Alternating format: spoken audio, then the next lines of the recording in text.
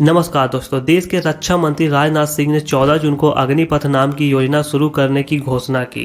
इसमें 4 साल के लिए सशस्त्र बलों में युवाओं की भर्ती होगी। योजना के तहत चुने गए युवाओं को अग्निवीर कहा जाएगा और इस साल करीब 46,000 युवाओं को सशस्त्र बलों में शामिल करने की योजना है। हालांकि केंद्र सरकार की इस घोषणा के बाद से देश के अलग अलग राज्यों में इस योजना के खिलाफ युवाओं के द्वारा प्रदर्शन किए जा रहे हैं, जिसमें बिहार में सबसे अधिक विरोध प्रदर्शन देखने को मिल रहा है। सेना में शामिल होने की तैयारी कर रहे युवाओं के द्वारा कहा गया है कि वो सालों तक खूब मेहनत करके सेना में भर्ती होने की तैयारी करते हैं। ऐसे में 4 साल की नौकरी उन्हें किसी भी हाल में मंजूर नहीं है। आपको बता दें कि प्रदर्शन कर रहे छात्रों ने सरकार से इस योजना को तुरंत वापस लेने की अपील की है। दोस्तों, अब बात करते हैं कि ये अग्निपथ योजना क्या है और क्यों आज इतने सारे छात्र इस योजना को हटाने की मांग कर रहे हैं। दरअसल दोस्तों, अग्निपथ योजना के तहत इस साल 46,000 युवाओं को सशस्त्र बलों में शामिल किया जाना है। योजना के मुताबिक युवाओं की भर्ती 4 साल के लिए होगी और उन्हें अग्निवीर कहा जाएगा। अग्निवीरों की उम्र 17 से 21 साल के बीच की होगी और इन्हें 30 से 40,000 रुपये वेतन दिया जाएगा।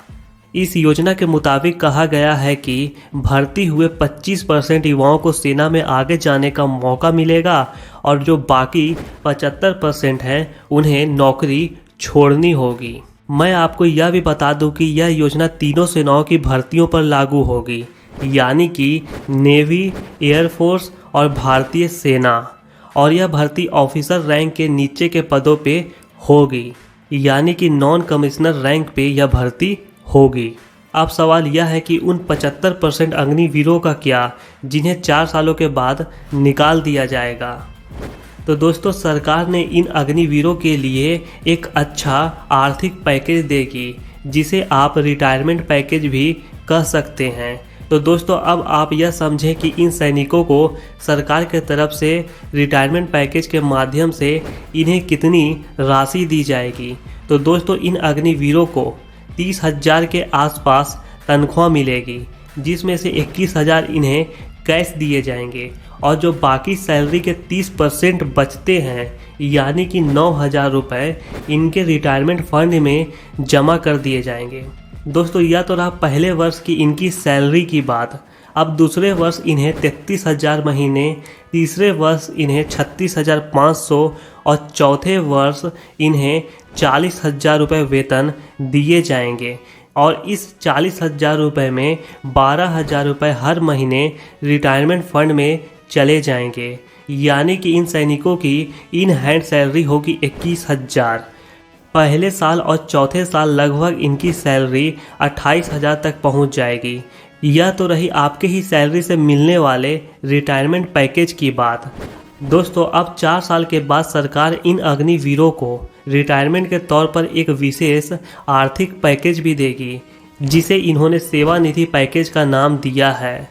इस सेवानिधि पैकेज के तहत हर सैनिक को रिटायरमेंट के समय 11,71,000 रुपये दिए जाएंगे। इनमें आधा पैसा अग्निवीरों की सैलरी से ही जमा होगा और आधा पैसा सरकार की तरफ से इन्हें दिया जाएगा। इसके अलावा इस पैसे पर उन्हें ब्याज भी दिया जाएगा, यानी कि इंटरेस्ट भी दिया जाएगा। हालांकि इन अग्निवीरों को रिटायरमेंट के बाद पेंशन की कोई भी सुविधा नहीं मिलेगी। दोस्तों, यह तो बात रही सेना की सैलरी और रिटायरमेंट पैकेज की। अब वीडियो में थोड़ा और आगे चलते हैं। आपको बता दें कि सेना के तीनों अंगों में हर साल 2 बार भर्तियां होगी। इस साल सरकार ने 46,000 अग्निवीरों की भर्ती का लक्ष्य रखा है और अगले वर्ष से लगभग 50,000 भर्तियां हर साल होगी। अभी सेना के तीनों अंगों में नॉन कमिश्नर रैंक जैसे हवलदार नायक और लांस नायक जैसे पद अभी 1,25,000 खाली पड़े हुए हैं।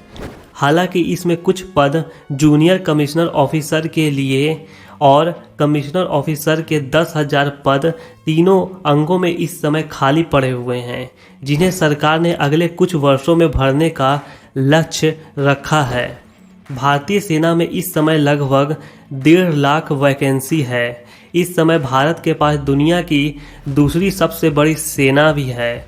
चीन के पास अगर बात करें तो 20 लाख सैनिकों की फौज है, जबकि भारत के पास 14.5 लाख सैनिकों की फौज है। अमेरिका के पास 13,90,000 सैनिक हैं और रसिया के पास 8.5 लाख सक्रिय सैनिक अभी भी उनकी सेना में मौजूद है। सरकार ने यह भी कहा है कि अग्निवीरों को एक खास सर्टिफिकेट भी दी जाएगी, जिसके आधार पर उन्हें अपना कारोबार, अपना बिजनेस, अपना काम शुरू करने के लिए बैंकों से बहुत आसान शर्तों पर लोन भी मिल जाएगा, अगर वह सर्टिफिकेट को दिखाएंगे तो। इसके अलावा प्राइवेट क्षेत्र में भी उन्हें आसानी से इस सर्टिफिकेट के बाद नौकरियां मिल जाएगी।